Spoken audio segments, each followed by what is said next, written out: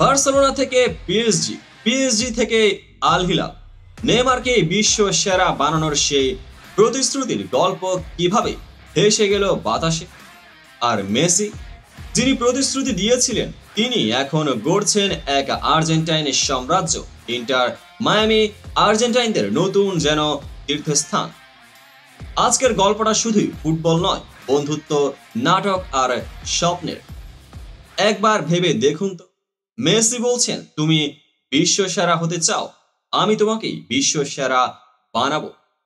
এমন কথা শুনলে কেই বা দূরে থাকতে চায়? আমি চাইনি বার্সেলোনা ছাড়তে, কিন্তু টাকা এবং ব্যক্তিগত কিছু কারণে আমাকে চলে যেতে হয়েছিল, জানালেন নেইমার জুনিয়র। ঠিক সে সময় নেইমারের চোখে পড়ে আরেক বন্ধুত্বের দিকে, Thiago Silva, Dani Alves, Marquinhos.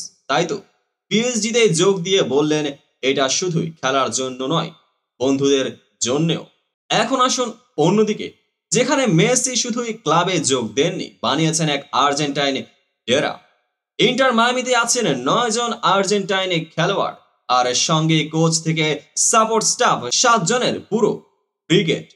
David বেকহ্যামের এই দল কি তাহলে এখন আর্জেন্টাইন ফুটবল একাডেমি? আর্জেন্টিনার গন্ধ মাঠে যেন এক নতুন কবিতা। মেসির পায়ে সেই জাদু, যে রচনা করে বিজয়ের গাথা। নতুন প্রজন্ম, নতুন স্বপ্ন। ইন্টার মায়ামি আর্জেন্টিনার যেন নতুন পূর্ণতা। আচ্ছা, তাই বলে এত আর্জেন্টাইন?